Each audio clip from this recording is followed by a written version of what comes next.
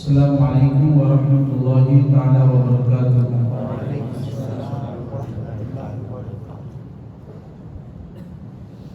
الحمد للہ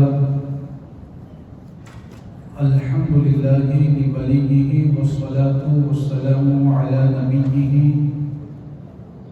وعلی آلہ وصحبہ اما بعد فاعوذ باللہ من الشیطان الرجیم بسم اللہ الرحمن الرحیم ان اللہ اشترى من المؤمنین انفسهم واموالهم بان لهم الجنة صدق اللہ العظیم وبلغنا رسوله النبی الامین المکین الکریم ونحن على ذلك لمن الشاهدين والشاكرين فيا الصلاة والسلام عليك يا رسول الله الصلاة والسلام عليك يا رسول الله الصلاة والسلام عليك يا حبيب الله الصلاة والسلام عليك يا حبيب الله الصلاة والسلام عليك يا نبي الله الصلاة والسلام عليك يا نبي الله وعلى آلك وعلى آلك وأصحابك وأصحابك يا شفيعنا يوم الجزاء يا شفيعنا يوم الجزاء۔ پیارے آقا علیہ الصلوۃ والتسلیم کے پیارے دیوانوں، اللہ تبارک و تعالیٰ کا بے شمار فضل و احسان ہے کہ اس بابرکت مہینے میں برکت والی جگہ میں برکت والی باتیں سیکھنے کے لیے اللہ تبارک و تعالیٰ نے ہمیں جمع فرمایا۔ آپ حضرات اس بات کو اچھی طریقے سے جانتے ہیں کہ 12 مہینوں میں رمضان المبارک کا جو مہینہ ہے، اس مہینے کو اللہ تبارک و تعالیٰ نے کچھ الگ ہی خصوصیات عطا فرمائیں گے۔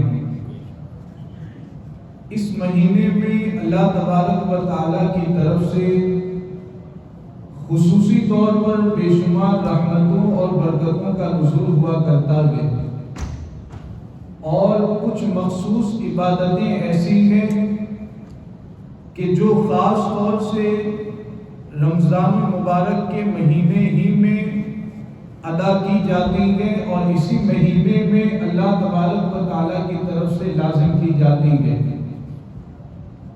جیسے آپ اچھی طرح جانتے ہیں کہ روزہ یہ رمضان کے مہینے ہی میں اس عبادت کو انجام دیا جاتا ہے، اس عبادت کو اللہ تبارک و تعالیٰ کی طرف سے مسلمانوں پر لازم کیا جاتا ہے۔ اسی طریقے سے ایک عبادت جو اس مہینے میں خاص طور سے مسلمان اس مہینے میں اس عبادت کو انجام دیتے ہیں اور اس نیک کام کو خاص طور سے اس مہینے میں انجام دیا جاتا ہے، وہ ہے صدقہ فطر۔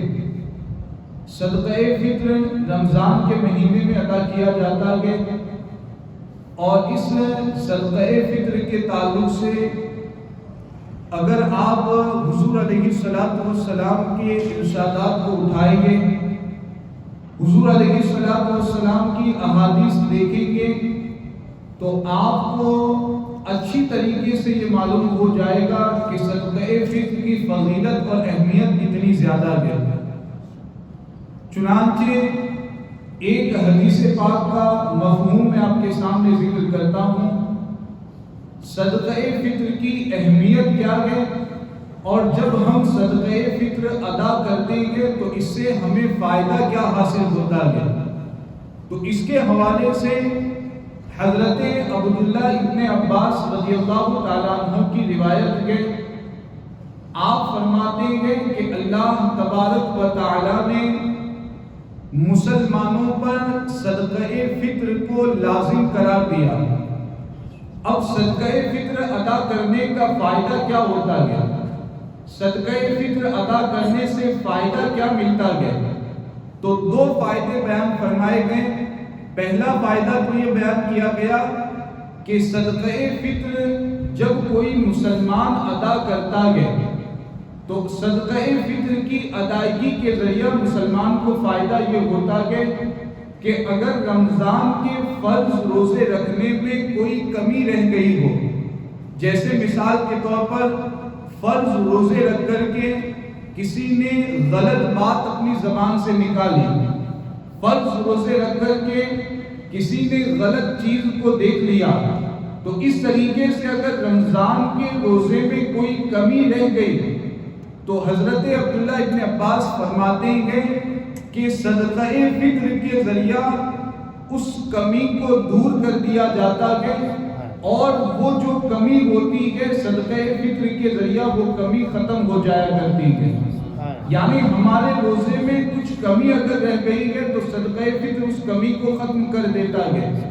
یہ تو ایک فائدہ اس کے لیے ہے جو صدقہ فطر ادا کرتا ہے، لیکن دوسرا فائدہ ہمارے ان مسلمان بھائیوں کے لیے ہے جن پر صدقہ فطر واجب نہیں ہے، جن کے پاس اتنا مال نہیں ہے کہ وہ صدقہ فطر ادا کر سکے۔ تو ایسے مسلمان بھائیوں کا فائدہ یہ ہے کہ جب ان کو صدقہ فطر دیا جاتا ہے تو وہ فقیر اور ضرورت مند مسلمان بھائی صدقہ فطر کی رقم کے ذریعہ اپنی ضرورت کو پورا کرتے ہیں۔ تو دو فائدے ہیں جو صدقہ فطر ادا کرتا ہے، اس کے روزوں میں اگر کوئی کمی رہ گئی ہے تو صدقہ فطر کی ادائیگی کے ذریعہ وہ کمی ختم ہو جایا کرتی ہے، اور مسلمان ضرورت مند بھائیوں کی ضرورت بھی پوری ہویا کرتی ہے۔ تو صدقہ فطر یہ اس رمضان کے مہینے کی ایک خاص عبادت ہے جو مسلمان بھائی انجام دیتے ہیں۔ ایک دوسری عبادت جو خاص رمضان ہی کے مہینے میں ادا کی جاتی ہے وہ عبادت ہے اعتکاف۔ رمضان کے آخری 10 دنوں میں اعتکاف رکھنا، اعتکاف کرنا۔ اعتکاف رمضان کے آخری 10 دنوں میں آپ اچھی طرح جانتے ہوں گے، احادیث میں یہ بات موجود ہے کہ اللہ کے رسول صلی اللہ تعالی علیہ وسلم کی یہ سنت مبارکہ ہے، جب بھی رمضان کا آخری عشرہ آتا، آخری 10 دن آتے تو اللہ کے رسول صلی اللہ تعالی علیہ وسلم مسجد میں اعتکاف کیا کرتے تھے۔ تو حضور علیہ السلام کی یہ سنت مبارکہ کے ایک حدیث پاک اعتکاف کی فضیلت کے تعلق سے میں بیان کر کے پھر مسائل کا سلسلہ شروع ہوگا، سوالات آپ کے ہوں گے، انشاءاللہ جوابات دیے جائیں گے۔ اعتکاف کی فضیلت کیا ہے؟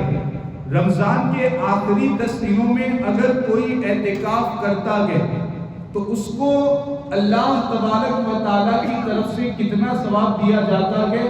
تو اس کے حوالے سے حدیث پاک کا مفہوم یہ ہے کہ جس نے رمضان کے آخری 10 دنوں میں اعتکاف کیا تو اسے 2 حج اور 2 عمرے کا ثواب عطا کیا جاتا ہے۔ آپ غور کریں کتنی اہم عبادت ہے، کتنی فضیلت والی عبادت ہے کہ آخری عشرے میں، آخری 10 دنوں میں اگر اعتکاف کیا جائے تو 2 حج اور 2 عمرے کا ثواب اللہ تعالیٰ کی طرف سے دیا جاتا ہے۔ تو اعتکاف یہ بھی اس مہینے میں خاص طور سے اس عبادت کو انجام دیا جاتا ہے، اور ساتھ میں صدقہ فطر کو بھی ادا کیا جاتا ہے۔ تو دونوں کے تعلق سے جو ضروری مسائل ہوں گے، آپ کے سوالات ہوں گے، انشاءاللہ تعالیٰ شریعت کی روشنی میں ان کے جوابات دیے جائیں گے، اور اس کے علاوہ بھی اگر کوئی ضروری مسئلہ ہے تو آپ یہاں آ کر کے پوچھ سکتے ہیں۔ جی پہلا سوال یہ ہے کہ یہ اعتکاف یہ کیسی عبادت ہے، فرض ہے یا پھر نفل یا سنت؟ اعتکاف یہ سنت مؤکدہ کفایہ ہے۔ سنت آپ عام طور پر یہ لفظ سنتے ہوں گے، جانتے بھی ہوں گے کہ سنت مؤکدہ ایک سنت ہوتی ہے، ایک سنت غیر مؤکدہ ہوتی ہے۔ تو اعتکاف یہ سنت مؤکدہ ہے، یعنی حضور علیہ السلام نے اس کو ہمیشہ اپنی زندگی میں اس کو انجام دیا گیا، اور اس طریقے پر حضور علیہ السلام نے عمل فرمایا گیا، اور ساتھ میں یہ سنت مؤکدہ کفایہ ہے، یعنی مطلب یہ ہوگا کہ اگر پورے گاؤں میں کوئی ایک آدمی بھی اعتکاف کر لیتا ہے تو ایسی صورت میں باقی سب لوگ بری ذمہ ہو جائیں گے. اگر کوئی ایک آدمی بھی اعتکاف میں بیٹھ جاتا ہے تو پھر وہ سنت موقدہ ادا ہو جائے گی اور کوئی بھی گنہگار نہیں ہوگا. لیکن اگر گاؤں میں کوئی ایک بھی اعتکاف میں نہیں بیٹھتا ہے اور یہ عادت بنا لیتے ہیں، ایک مرتبہ، 2 مرتبہ، 3 مرتبہ اگر اس کی عادت بنا لی ہے گاؤں والوں نے، کوئی بھی اعتکاف میں اگر نہیں بیٹھتا ہے تو ایسی صورت میں اب سنت موقدہ کے چھوڑنے کی عادت اگر بنائیں گے تو سارے گاؤں والے گنہگار ہوں گے. تو سنت موقدہ کفایہ یہ اعتکاف کا حکم ہے. اگر کچھ مسلمان بھائی بیٹھ جاتے ہیں تو ایسی صورت میں سب لوگ بری ذمہ ہو جائیں گے. دوسرا سوال یہ ہے کہ کیا اعتکاف میں بیٹھنے کے لیے روزہ ضروری ہے؟ بغیر روزے کے کوئی اعتکاف میں بیٹھ سکتا ہے؟ اب اس میں ایک بات آپ اچھی طرح ذہن میں بٹھا لیں کہ اعتکاف جو ہوتا ہے مسجد میں وہ 3 طرح کا اعتکاف ہوتا ہے. ایک تو ابھی آپ نے جان لیا کہ رمضان کے آخری 10 دنوں میں جو اعتکاف کیا جاتا ہے یہ اعتکاف کیا ہے؟ سنت موقدہ ہے. تو ایک اعتکاف تو یہ ہو گیا، اور ایک اعتکاف ہوتا ہے اعتکاف واجب. واجب اعتکاف کون سا ہوتا ہے؟ اگر کسی نے منت مانی کہ میرا فلاں کام ہو گیا تو 2 دن کے لیے میں اعتکاف میں بیٹھوں گا، تو یہ جو منت مانی جاتی ہے تو منت والا جو اعتکاف ہوتا ہے یہ اعتکاف واجب ہوتا ہے. اور تیسرا اعتکاف ہوتا ہے مستحب اعتکاف، نفلی اعتکاف. اور یہ نفلی اعتکاف کیا ہوتا ہے کہ کبھی بھی آپ مسجد میں آئے، آپ نے اعتکاف کی نیت کی تو آپ کا نفلی اعتکاف شروع ہو گیا. واجب اور سنت موقدہ اعتکاف کے علاوہ جتنا بھی آپ اعتکاف مسجد میں کریں گے، اعتکاف کی نیت سے مسجد میں اگر رکیں گے تو یہ نفلی اعتکاف ہوگا اور نفلی اعتکاف کا ثواب آپ کے نامہ اعمال میں لکھا جائے گا. تو یہ 3 طرح کے اعتکاف ہوتے ہیں. یہاں پر میں آپ سے یہ عرض کروں گا، گزارش کروں گا کہ اپنی عادت بنا لیں کہ جب بھی مسجد میں داخل ہوں پہلے مسجد میں داخل ہونے کی دعا پڑھیں اور دعا پڑھنے کے بعد اعتکاف کی بھی نیت کر لیا کریں. اس لیے کہ اعتکاف کی اگر آپ نیت کریں گے تو فائدہ یہ ہوگا کہ اعتکاف کی نیت کرنے کے بعد اگر آپ مسجد میں بیٹھیں گے، نہ قرآن کی تلاوت کریں گے، نہ نماز پڑھیں گے، نہ کوئی عبادت کریں گے، صرف بیٹھے رہیں گے، تب بھی اعتکاف کی نیت کی وجہ سے آپ کے نامہ اعمال میں ثواب لکھا جاتا رہے گا. تو آپ اس کی عادت بنا لیں، جب بھی مسجد میں داخل ہو پہلے مسجد میں داخل ہونے کی دعا پڑھیں، اس کے بعد اعتکاف کی نیت کریں. تو یہ 3 طرح کا اعتکاف ہے، اعتکاف واجب اور دوسرا اعتکاف سنت موقدہ اور تیسرا اعتکاف نفلی اعتکاف. اب اس میں واجب اور سنت موقدہ جو اعتکاف ہے اس کے لیے روزہ ضروری ہے. بغیر روزے کے منت کا اعتکاف صحیح نہیں ہو سکتا. ایسے ہی بغیر روزے کے رمضان کے آخری 10 دن میں جو اعتکاف سنت موقدہ ہے وہ اعتکاف بھی صحیح نہیں ہوگا. ہاں، نفلی اعتکاف کے لیے روزہ ضروری نہیں ہے. آپ جب بھی مسجد میں آئیں اعتکاف کی نیت کر سکتے ہیں. تو نفلی اعتکاف کے لیے روزہ ضروری نہیں ہے، منت کے اعتکاف کے لیے اور سنت موقدہ جو اعتکاف ہے اس کے لیے روزہ شرط ہے، ضروری ہے. ایک اور سوال یہ ہے کہ مرد جو ہے گھر میں اعتکاف کر سکتا ہے؟ مرد کے لیے مسجد ہی میں اعتکاف کرنے کا حکم ہے. یہ سوال گزشتہ سال چونکہ لاک ڈاؤن تھا تو اس میں بھی بہت سارے مسلمان بھائیوں کی طرف سے آ رہا تھا کہ ہم اعتکاف کرنا چاہتے ہیں تو کیا مسجد میں اعتکاف کی اجازت رہے گی، گھر میں اعتکاف کی اجازت رہے گی. تو یاد رکھیں مرد کے لیے مسجد ہی میں اعتکاف کرنے کا حکم ہے. وہ اعتکاف اگر کرنا چاہتا ہے تو مسجد ہی میں ہو سکتا ہے. ہاں، البتہ عورتوں کے لیے اجازت ہے کہ وہ گھر میں اعتکاف کر سکتی ہے، اور وہ بھی گھر میں اس جگہ پر جو جگہ انہوں نے نماز پڑھنے کے لیے خاص کر دی ہے، جس کو مسجد بیت کہا جاتا ہے، یعنی گھر کی مسجد. تو اگر عورتوں نے نماز پڑھنے کے لیے کوئی کمرہ خاص کر لیا گیا، کوئی جگہ خاص کر لی گئی، تو اتنی جگہ میں عورتیں اعتکاف کرنا چاہیں تو کر سکتی ہیں، لیکن مرد کے لیے تو مسجد ہی میں اعتکاف ہو سکتا ہے، اعتکاف کا جو ثواب ہے وہ مسجد ہی میں حاصل ہو سکتا ہے۔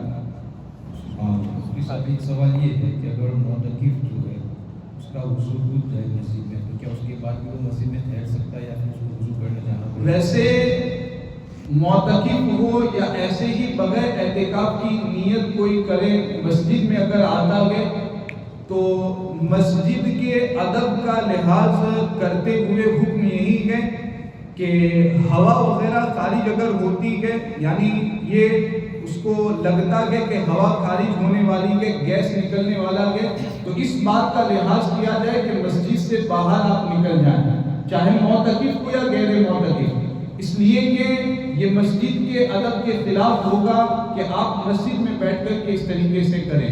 تو اولا تو حکم یہی رہے گا۔ اب یہ ہے کہ کسی کا وضو ٹوٹ گیا ہے، وہ مسجد میں اعتکاف کی نیت سے بیٹھا ہوا ہے، تو اب یہ یاد رکھیں کہ مسجد میں آنے کے لیے یا مسجد میں بیٹھنے کے لیے وضو ضروری نہیں ہے، بغیر وضو کے بھی مسجد میں داخل ہو سکتے ہیں، مسجد میں بیٹھ سکتے ہیں، لیکن بہتر یہی ہے کہ وضو کرنے کے بعد مسجد میں داخل ہویا جائے، وضو کرنے کے بعد مسجد میں بیٹھا جائے۔ تو معتکف کا اگر وضو ٹوٹ جاتا ہے، بہتر یہی ہے کہ وضو کرنے کے لیے جائے، وضو کرنے کے بعد پھر وہ اعتکاف کی جگہ پر آ کر کے بیٹھ جائے۔ اور یہاں پر یہ بھی ذہن میں رکھیں کہ وضو ایسا نہیں کہ صرف مسجد میں آپ بیٹھیں گے تو آپ کو وضو کا لحاظ کرنا ہے، وضو کی پابندی کرنی ہے۔ اگر احادیث طیبہ آپ دیکھیں گے تو اللہ کے رسول صلی اللہ تعالیٰ علیہ وسلم کا طریقہ عمل یہ تھا، صحابہ کرام کا بھی یہ طریقہ تھا کہ حضور علیہ السلام اکثر حالات میں وضو کی حالت میں رہتے اور باوضو رہتے۔ اگر وضو ٹوٹ جاتا تو فوراً حضور علیہ السلام صحابہ کرام وضو کر لیا کرتے تھے، اور اس کے بڑے فوائد احادیث میں ذکر کیے گئے ہیں۔ چنانچہ ایک حدیث پاک کا مفہوم یہ ہے کہ قیامت کے دن کچھ لوگ ایسے ہوں گے کہ جن کے چہرے، ہاتھ، پاؤں، سر یہ چمک رہا ہوگا، یہ حصے چمک رہے ہوں گے، یعنی جتنے حصے پر وضو کیا جاتا ہے اتنے حصے چمک رہے ہوں گے، اور اس کی وجہ یہ بیان کی گئی ہے کہ وہ جو وضو کرتے ہوں گے تو وضو کی برکت سے ان کے اعضائے وضو چمک رہے ہوں گے۔ تو یہ وضو کرنے کی برکت کے کوشش یہ کی جائے کہ جب بھی آپ وضو ٹوٹے تو اگر انتظام ہو سکتا ہے تو فوراً وضو کر لیا جائے، تو اس کی بڑی برکتیں ہیں، بڑی سعادت مندی کی بات ہے، اس کی برکتیں اور رحمتیں آپ کو حاصل ہوں گی۔ مفتی صاحب ایک سوال اب یہ ہے کہ کیا معتکف مسجد کی کھڑکی سے باہر دیکھ سکتا ہے، اس میں کوئی حرج نہیں ہے، ایسا نہیں کہ اگر باہر دیکھ لے گا، آسمان دیکھ لے گا تو اعتکاف ٹوٹ جائے گا، ایسا کوئی مسئلہ شریعت میں نہیں ہے۔ اب ایک سوال یہ ہے کہ معتکف جو ہے مسجد میں بیٹھ کر موبائل میں واٹس ایپ، فیس بک یا پھر یوٹیوب سوشل میڈیا چلا سکتا ہے؟ اب یہاں پر عام لوگوں کے لیے جو جنرل ہیں، یعنی جو عالم دین نہیں ہے، تو ایسے لوگوں کے لیے تو مشورہ یہی ہے کہ اعتکاف میں جب آپ مسجد میں بیٹھیں تو پھر سوشل میڈیا کا آپ استعمال نہ کریں، واٹس ایپ، فیس بک، یوٹیوب وغیرہ کا استعمال نہ کریں، تو یہی زیادہ مناسب ہے۔ زیادہ سے زیادہ یہ ہو سکتا ہے کہ اگر واٹس ایپ پر کچھ ضروری میسج آپ کے آتے ہیں تو اس کو آپ چیک کر لیا کریں، لیکن فیس بک میں تو ایسی کوئی ضروری بات آتی نہیں ہے، یوٹیوب پر ایسی کوئی ضروری بات آتی نہیں ہے۔ اگر آپ کوئی بیان سننا چاہتے ہیں یا نعت شریف وغیرہ سننا چاہتے ہیں تو پہلے ہی سے اس کا انتظام کر لیں، ڈاؤن لوڈ کر لیا کریں، لیکن مسجد میں بیٹھ کر کے وہ تمام چیزیں آپ استعمال نہ کریں۔ زیادہ سے زیادہ یہ ہے کہ واٹس ایپ پر اگر ضروری میسج آتے ہیں تو آپ اس کو چیک کر سکتے ہیں۔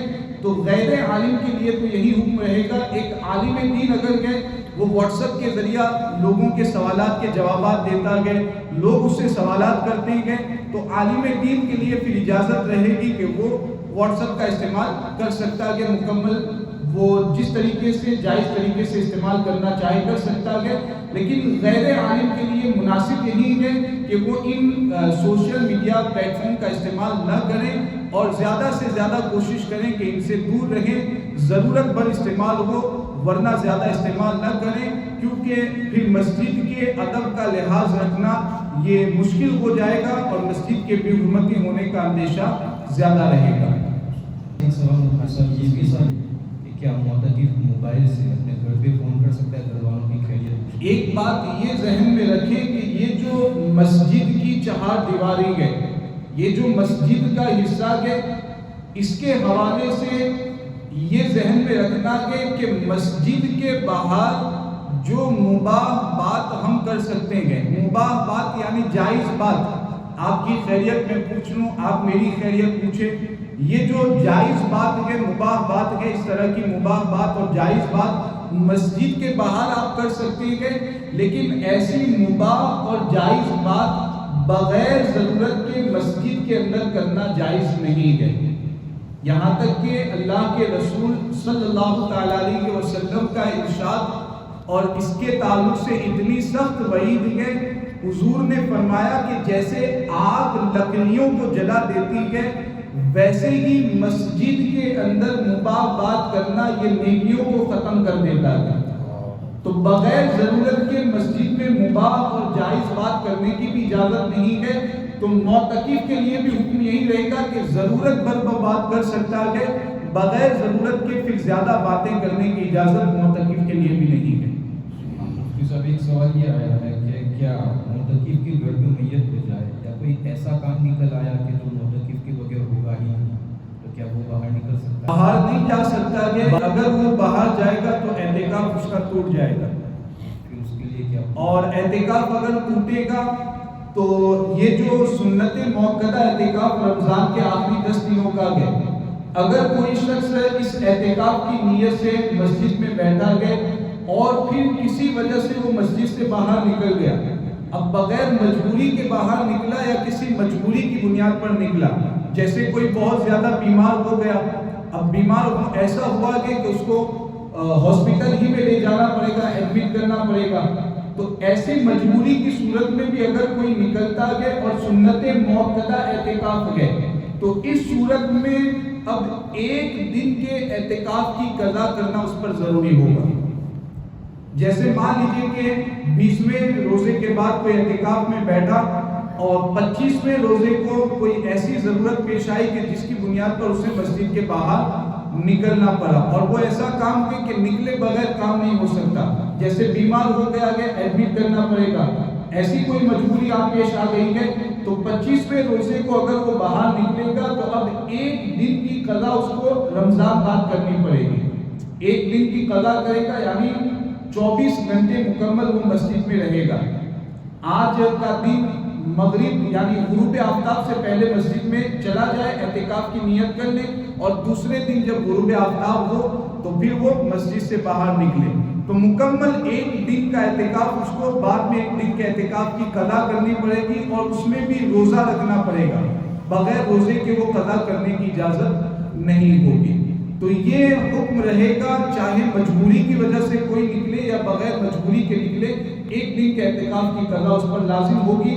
نفلی اعتکاف اگر گئے، جیسے ابھی ہم اعتکاف کی نیت سے بیٹھے ہوئے ہیں، تو نفلی اعتکاف میں تو کسی طرح کی قضا کا حکم نہیں ہوتا۔ جب وہ 25ویں روزے کو نکل کے گیا، پھر رمضان کا مہینہ مکمل ہونے تک وہ نہیں آیا، تب بھی ایک ہی دن کی قضا ہے، باقی دنوں کی قضا اس پر لازم نہیں ہے۔ اعتکاف کے تعلق سے ایک سوال یہ ہے کہ معتکف غلطی سے اس کو یاد نہیں رہا مسجد سے باہر نکل گیا، اس صورت میں بھی اعتکاف ٹوٹ جائے گا، غلطی سے نکلیں، جان بوجھ کر کے نکلیں، مجبوری کی وجہ سے نکلے، بغیر مجبوری کے نکلے، اعتکاف تو اس کا ٹوٹ جائے گا۔ البتہ یہ ہے کہ ایک دن کی قضا کا حکم رہے گا، غلطی سے نکلا تو گنہگار نہیں ہوگا، بغیر مجبوری کے نکلے گا تو گنہگار بھی ہوگا، تو یہ حکم اس کے حوالے سے رہے گا۔ اب کچھ سوالات جو ہے صدقہ فطر کے تعلق سے ہے۔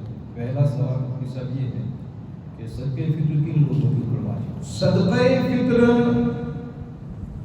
یہ ذہن میں رکھیں کہ مال کے اعتبار سے مال و دولت کے اعتبار سے، سونے چاندی کے اعتبار سے جس پر زکوٰۃ لازم ہوتی ہے اس پر صدقہ فطر بھی لازم ہوگا. جس پر زکوٰۃ لازم ہوتی ہے اس پر صدقہ فطر بھی لازم ہوگا. یہ غلط فہمی بہت سارے مسلمان بھائیوں میں پائی جاتی ہے کہ صدقہ فطر ہر ایک مسلمان کو نکالنا ہے. چنانچہ دیکھا جاتا ہے کہ جب رمضان کا مہینہ ختم ہونے کو آتا ہے تو گھر میں کاؤنٹنگ کرتے ہیں کتنے افراد ہیں، سب کی طرف سے صدقہ فطر نکالنا ضروری سمجھتے ہیں. حالانکہ شریعت کے اعتبار سے ایسا نہیں ہے، ضروری نہیں ہے، پھر بھی آپ نکالتے ہیں تو ثواب ملے گا آپ کو. لیکن کس پر نکالنا ضروری ہے تو یاد رکھیں کہ جو مالک نصاب ہو، یعنی جس پر زکوٰۃ کے برابر جو مال بیان کیا جاتا ہے اتنا مال موجود ہے تو ایسے شخص پر صدقہ فطر لازم ہوتا ہے. اب زکوٰۃ اور صدقہ فطر میں تھوڑا سا فرق کہتا ہے. زکوٰۃ کا معاملہ یہ ہے کہ نابالغ پر زکوٰۃ لازم نہیں. نابالغ کے پاس کتنا بھی مال ہو، کتنی بھی دولت ہو، اس پر زکوٰۃ لازم نہیں ہوتی ہے. لیکن صدقہ فطر یہ نابالغ پر بھی لازم ہوتا ہے. اگر نابالغ کے پاس مال و دولت ہے، نصاب کے برابر مال ہے، نابالغ بچی ہے، سونا چاندی نصاب کے برابر ہے، تو نابالغ پر بھی صدقہ فطر لازم ہوگا. دوسرا فرق یہ ہے کہ زکوٰۃ یہ پاگل پر لازم نہیں ہے. اگر کوئی مجنون ہے، پاگل ہے تو اس پر زکوٰۃ لازم نہیں ہے، جبکہ صدقہ فطر پاگل پر بھی لازم ہے. اگر کسی پاگل کے پاس نصاب کے برابر مال و دولت موجود ہے تو اس کی طرف سے بھی صدقہ فطر ادا کرنا ضروری ہوتا ہے. تیسرا فرق یہ ہے کہ زکوٰۃ صرف اور صرف مال نامی پر لازم ہوتی ہے. مال نامی کا مطلب کیا ہوتا ہے؟ آسان الفاظ میں یہ سمجھ لیں کہ 3 طرح کا مال ہوتا ہے جس پر زکوٰۃ دینا ضروری ہوتا ہے. نمبر 1 سونا چاندی روپے پیسے. کسی بھی ملک کی کرنسی ہے، سونا چاندی ہے تو اس پر بھی اگر نصاب کے برابر ہے تو زکوٰۃ لازم ہوتی ہے. نمبر 2 تجارت اور تجارت کا سامان، مال تجارت. جو بھی تجارت کرتے ہیں، کاروبار کرتے ہیں، اس کا جو بھی مال ہے اگر نصاب کے برابر ہے تو اس پر بھی زکوٰۃ دینا لازم ہوتا ہے. اور نمبر 3 سائمہ جانور. ایک خاص طرح کا جانور رہتا ہے کہ جس میں دودھ حاصل کرنے کے لیے یا بچے حاصل کرنے کے لیے جانور کو پالا جائے اور ساتھ میں اس جانور کو زیادہ تر سال کے حصے میں باہر لے جا کر کے اس کو چارہ پانی کھلایا جائے، زیادہ تر باہر لے جا کر کے اس کو کھلایا جائے. تو ایسا جو جانور ہوتا ہے اس کو سائمہ کہا جاتا ہے. ایسے جانور پر بھی زکوٰۃ لازم ہے. تو زکوٰۃ صرف 3 طرح کے مال پر ہے. نمبر 1 سونا چاندی کرنسی. نمبر 2 مال تجارت. نمبر 3 سائمہ جانور. اس کے علاوہ کسی بھی چیز پر زکوٰۃ لازم نہیں ہوتی ہے، جبکہ صدقہ فطر میں مال نامی ہونا ضروری نہیں ہے. اب اس کی وجہ سے فرق کیا آئے گا؟ گھر میں آپ دیکھتے ہوں گے کہ زائد برتن رکھے ہوتے ہیں. زائد برتن ہوتے ہیں جن کا استعمال ہوتا ہی نہیں ہے، کبھی بھی ان کو استعمال ہی نہیں کرتے ہیں. تو ایسے جو زائد برتن ہوتے ہیں ان برتنوں پر زکوٰۃ لازم نہیں ہوگی، لیکن ان برتنوں پر صدقہ فطر لازم ہوگا. یعنی ان برتنوں کا جو مالک ہے اگر وہ نصاب کی قیمت کو، ان کی قیمت پہنچ جاتی ہے نصاب کے برابر ہے تو اس مالک پر صدقہ فطر دینا ضروری ہوگا. اسی طریقے سے اگر زائد کپڑے کسی کے پاس ہے جو وہ بالکل پہنتا ہی نہیں ہے تو ایسے زائد کپڑوں پر زکوٰۃ لازم نہیں ہوگی. گھر میں رکھے ہوئے ہیں زکوٰۃ لازم نہیں ہوگی، لیکن صدقہ فطر میں ان کپڑوں کا بھی شمار کیا جائے گا. زائد گاڑیاں ہیں، 4 گاڑیاں کسی کے پاس ہے، ایک گاڑی استعمال کرتا ہے کہ باقی 3 گاڑیاں ایسے ہی گھر میں پڑی ہوئی ہے، بیچنے کی نیت نہیں کہ ایسے ہی گھر میں پڑی ہوئی ہے، تو ان 3 گاڑیوں پر زکوٰۃ لازم نہیں ہوگی، لیکن صدقہ فطر میں ان کو بھی شمار کیا جائے گا. تو مال نامی ہونے کی جو شرط ہے اس کی وجہ سے یہ فرق آ جاتا ہے. تو صدقہ فطر میں مال کا نامی ہونا ضروری نہیں ہوتا ہے. تو یہ صدقہ فطر واجب کس پر ہوتا ہے؟ مسلمان ہو، آزاد ہو اور نصاب کے برابر مال کا مالک ہو، تو ایسے شخص پر صدقہ فطر دینا شریعت کے اعتبار سے ضروری ہوتا ہے۔ اب ایک چیز یہاں پر یہ بھی سماعت کر لیں کہ اگر کوئی شخص ایسا ہے کہ اس پر صدقہ فطر دینا ضروری ہے، تو اب اس کی جو نابالغ اولاد ہے، اس کے جو نابالغ بچے ہیں، نابالغ بچیاں ہیں، تو نابالغ اولاد کے پاس اگر مال نہیں ہے تو والد پر جب صدقہ فطر دینا ضروری ہے تو والد پر یہ بھی ضروری ہے کہ اپنی نابالغ اولاد کی طرف سے بھی صدقہ فطر ادا کرے۔ جیسے کسی کے دو بچے ہیں، ایک نابالغ ہے دوسرا بالغ، اور اس پر صدقہ فطر دینا ضروری ہے، تو ان دو بچوں میں سے جو نابالغ ہے اس کی طرف سے بھی والد کو صدقہ فطر نکالنا پڑے گا، یعنی دو صدقہ فطر نکالنے پڑیں گے۔ ہاں، بالغ اولاد کی طرف سے صدقہ فطر نکالنا ضروری نہیں ہے، ویسے ہی اپنی بیوی کی طرف سے صدقہ فطر نکالنا بھی ضروری نہیں ہے۔ تو اگر کسی شخص پر صدقہ فطر لازم ہے تو نابالغ اولاد کی طرف سے بھی اس کو صدقہ فطر دینا ضروری ہوتا ہے۔ ایک سوال یہ ہے کہ اگر گھر میں جتنے ممبر ہیں ان تمام کا صدقہ فطر اگر گھر کا ایک بڑا مثال کے طور پر والد صاحب ادا کر جائے گا، یہ کر سکتے ہیں؟ اگر وہ جیسے نابالغ اولاد کے بارے میں تو بتایا گیا کہ والد صاحب ہی کو ادا کرنا ہے، مان لیجیے کہ بالغ اولاد کے پاس بھی نصاب کے برابر مال موجود ہے، بالغ اولاد پر بھی صدقہ فطر لازم ہوتا ہے، ایسے ہی بیوی پر بھی صدقہ فطر لازم ہے۔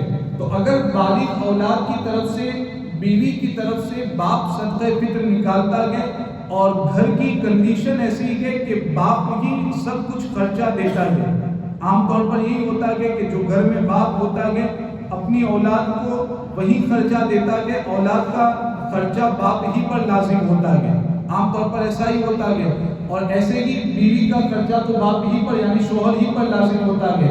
تو ایسی کنڈیشن میں اگر باپ اپنی بیوی کی طرف سے اور اپنی اولاد کی طرف سے صدقہ فطر نکال دیتا ہے تو ان کی طرف سے بھی صدقہ فطر ادا ہو جائے گا۔ اب مفتی صاحب صدقہ فطر میں پیسوں کے علاوہ کون سی چیز دی؟ صدقہ فطر کا جو نصاب بیان کیا گیا ہے، جو جتنا صدقہ فطر ادا کرنا ضروری ہے، تو اس کے حوالے سے دو چیزیں یاد رکھنی آپ کو۔ ایک تو گیہوں یعنی گھؤں جس کو گجراتی میں کہتے ہیں، تو گیہوں کے ذریعہ بھی صدقہ فطر نکالا جا سکتا ہے، اور دوسری صورت ہے کہ کھجور یا کشمش جس کو سوکھی ہوئی دراچ جس کو کہتے ہیں، تو اس کے ذریعہ بھی صدقہ فطر نکال سکتے ہیں۔ دو طریقے ہیں، عام طور پر ہمارے مسلمان بھائی سمجھتے ہیں کہ صدقہ فطر نکالنا ہے یعنی گیہوں کے ذریعہ نکالنا، تو ایک طریقہ نہیں ہے، دو طریقے اس کے ہیں۔ گیہوں کے ذریعہ اگر صدقہ فطر نکالتے ہیں تو اس کی مقدار کتنی ہے؟ 2 کلو 47 گرام گیہوں، 2 کلو 47 گرام گیہوں نکالیں، یا اتنی قیمت جو بھی بنتی ہے وہ قیمت آپ فقیر کو دینا چاہیے تو یہ بھی دے سکتے ہیں۔ دوسرا جو طریقہ بیان کیا گیا ہے کہ کھجور کے ذریعہ یا کشمش کے ذریعہ اگر صدقہ فطر نکالتے ہیں تو 4 کلو اور 94 گرام کھجور، 4 کلو 94 گرام کھجور یا تو یہ دے یا اس کی قیمت جتنی بنتی ہے وہ دے۔ ایسے ہی کشمش کے ذریعہ اگر نکالتے ہیں تو 4 کلو 94 گرام کشمش دے یا اس کی قیمت دے۔ تو یہ دونوں طریقے ہیں۔ اب آپ کی حیثیت کیسی ہے، آپ کی استطاعت کیسی ہے۔ اگر اللہ تعالیٰ نے آپ کو زیادہ مال و دولت عطا کیا ہے، زیادہ مال اللہ تعالیٰ نے آپ کو عطا کیا ہے، تو اس صورت میں بہتر یہی ہے کہ آپ کھجور والی صورت کے ذریعہ صدقہ فطر ادا کریں، بہتر یہی ہے کہ آپ کشمش والی صورت کے ذریعہ صدقہ فطر ادا کریں۔ اور اگر آپ کے پاس اتنا مال نہیں ہے، اتنی دولت نہیں ہے، تو پھر آپ گیہوں والی صورت کے ذریعہ بھی صدقہ فطر ادا کریں گے تو آپ کو جو ثواب ملنا ہے وہ مل جائے گا۔ تو دو صورتیں یاد رکھیں، استطاعت ہے، طاقت ہے تو پھر کھجور والی صورت یا کشمش والی صورت کے ذریعہ صدقہ فطر نکالنا بہتر ہے، اس میں زیادہ ثواب ہے آپ کے لیے۔ اگر طاقت نہیں ہے تو گندم والی صورت، گیہوں والی صورت بھی آپ اپنا سکتے ہیں. اگر کسی کے پاس کھجور والی صورت کے ذریعہ بھی صدقہ فطر نکالنے کی طاقت ہے، بہت مالدار ہے، پھر بھی گیہوں کے ذریعہ اگر صدقہ فطر دیتا ہے تو اس کا صدقہ فطر ادا ہو جائے گا، لیکن زیادہ ثواب اسی میں ہے، بہتر وہی ہے. لہذا اپنی حالت کے اعتبار سے آپ خود فیصلہ کریں، وہ کام کریں جس میں آپ کے فقیر اور ضرورت مسلمان بھائیوں کی زیادہ مدد ہو، ان کی ضرورت زیادہ پوری ہو. وہ کام کریں گے تو انشاءاللہ تعالیٰ آپ کو ثواب بھی زیادہ ملے گا، اللہ تعالیٰ کی طرف سے اور زیادہ رحمتیں آپ پر نازل ہوں گی. نکالنے کا کوئی وقت بھی ہے کہ اتنی مدت میں نکالیں؟ ویسے تو بہتر اور سنت یہ ہے کہ عید کی نماز کے لیے جانے سے پہلے صدقہ فطر نکال دینا ہے. عید کی نماز کے لیے جانے سے پہلے نکالنا یہ سنت ہے. لیکن ابھی جیسے رمضان کا یہ مہینہ ابھی چل رہا ہے، ابھی بھی دینا چاہتے ہیں دے سکتے ہیں. اگر عید کی نماز تک کسی نے صدقہ فطر نہیں دیا تو بعد میں بھی دینا اس پر واجب ہوگا. ایسا نہیں کہ بعد میں عید کی نماز گزر گئی تو صدقہ فطر ختم ہو گیا، بعد میں بھی اس پر دینا ضروری ہوگا. تو عید کی نماز سے پہلے دے دیتے ہیں تو سنت کے بہتر کے زیادہ ثواب ہے.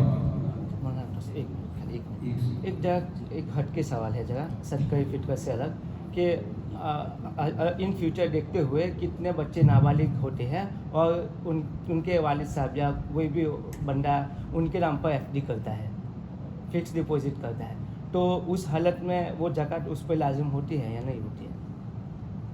نابالغ کے بارے میں تو میں نے بتا دیا کہ نابالغ کے پاس کتنا ہی مال ہو اس پر زکوٰۃ دینا لازم نہیں ہوتا ہے. لیکن یہاں پر یہ جو صورت بتا رہے ہیں عام طور پر ایسا ہوتا ہے بچے کے نام سے ایف ڈی کر دیتے ہیں یا پھر بچے کا اکاؤنٹ کھول کر کے بچے کے اکاؤنٹ میں اپنے پیسے رکھتے ہیں، ایسا بھی ہوتا ہے. تو یہاں پر اب آپ کی نیت کیا ہے اس کے اعتبار سے دیکھا جائے گا. اگر آپ کی نیت واقعی یہ ہے کہ آپ اپنے نابالغ بچے کو مالک بنا دے رہے ہیں، اس نیت کے ساتھ آپ نے بچے کے اکاؤنٹ میں پیسے رکھے یا بچے کے نام سے ایف ڈی آپ نے اس نیت کے ساتھ کروائی کہ آپ اس کو مالک بنا دے رہے ہیں، ہر سال جو پیسے آپ جمع کرتے ہیں یہی نیت ہے کہ بچے کو مالک بنا دے رہا ہوں. اگر اس نیت کے ساتھ آپ ایف ڈی کرواتے ہیں یا بچے کے اکاؤنٹ میں پیسے رکھتے ہیں تو اس صورت میں وہ بچہ پیسوں کا مالک ہو جائے گا، اور جب مالک ہو جائے گا تو اس پر زکوٰۃ دینا لازم نہیں ہوگا. لیکن یہاں پر یہ بھی ذہن میں رکھیں کہ جب بچے کو آپ مالک بنا دیں گے تو اب ان پیسوں کو آپ اپنے استعمال میں نہیں لا سکتے. ایسا نہیں ہو سکتا کہ اب جب چاہیں آپ ان پیسوں کو نکال کر کے اپنے استعمال میں لے آئیں. جب نابالغ بچے کو آپ نے مالک بنا دیا تو اب وہی بچے کے پیسے ہوں گے، آپ بغیر ضرورت کے اس کا استعمال نہیں کر سکتے ہیں. ایسی ضرورت ہے کہ ان پیسوں کے بغیر آپ کا کام ہی نہیں چل سکتا ہے. ایسے اگر ضرورت ہے تو اس صورت میں بھی پیسے ضرورت بھر دے سکتے ہیں لیکن واپس ان پیسوں کو رکھنا پڑے گا. تو اتنا سخت حکم ہے اگر بچے کو مالک بناتے ہیں تو آپ کی نیت اگر مالک بنانے کی ہے تو چھوٹا بچہ جب مالک ہو گیا تو اس پر تو زکوٰۃ لازمی ہوگی. اور اگر آپ کی نیت یہ ہے کہ ایسے ہی پیسوں کا مالک تو میں ہی رہوں گا، بس ایسے ہی بچے کے اکاؤنٹ میں پیسے رکھتا ہوں، تو اس صورت میں ان پیسوں کے مالک آپ ہی رہیں گے، لہذا آپ پر ان پیسوں کی زکوٰۃ دینا بھی ضروری ہوگا. ایک سوال یہ ہے کہ ایک صدقہ فطر کی رقم یا پھر اس کا نصاب جو گیہوں سے نکلتا ہے وہ پورا ایک ہی فقیر کو دینا ہے؟ ایسا کوئی ضروری نہیں ہے کہ ایک صدقہ فطر ایک ہی فقیر کو دیا جائے. بہتر یہ ہے کہ ایک صدقہ فطر ایک ہی فقیر کو دے. اگر ضرورت زیادہ ہے تو ایک فقیر کو ایک سے زیادہ صدقہ فطر بھی آپ دے سکتے ہیں. جیسی ضرورت ہے ویسا آپ عمل کریں. فقیر کی ضرورت اگر ایک صدقہ فطر سے پوری ہو جاتی ہے تو ایک کو آپ دیے، پھر دوسرے کو دیں، تیسرے کو دیں، تاکہ زیادہ فقیروں کی ضرورت پوری ہو جائے. لیکن کوئی ایسا ضروری مسئلہ نہیں ہے کہ ایک صدقہ فطر ایک ہی فقیر کو دے سکتے ہیں. ایک صدقہ فطر 2-3 فقیروں کو بھی دیا جا سکتا ہے.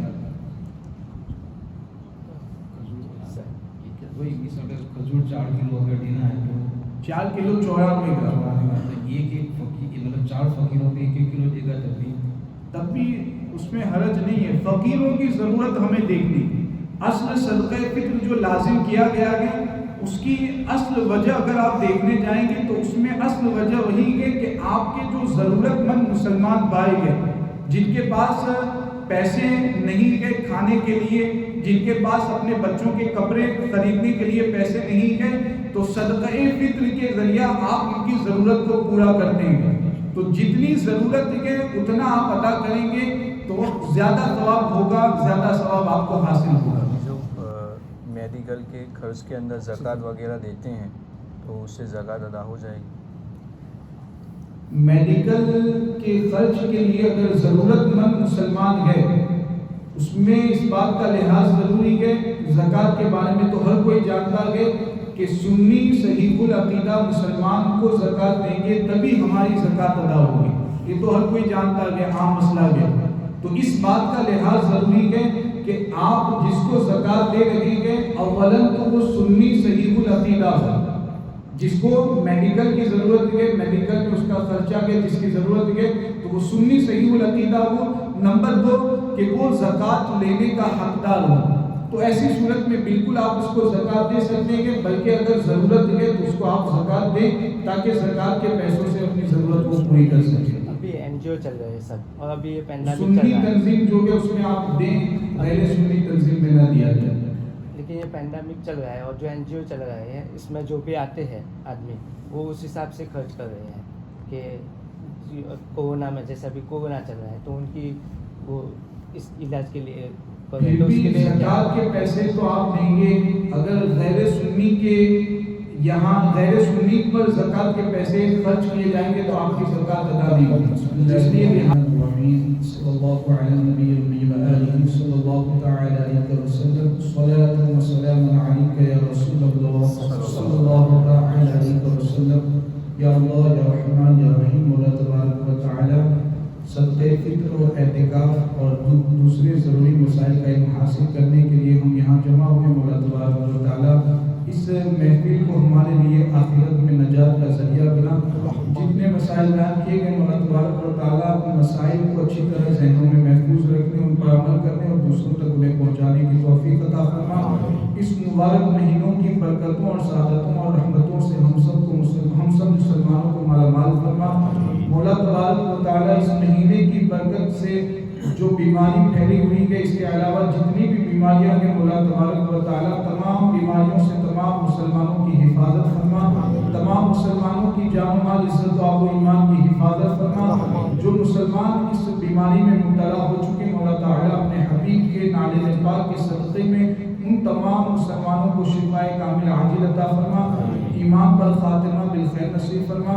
اللهم ربنا تقبل منا انك انت السميع العليم وتب علينا انك انت التواب الرحيم.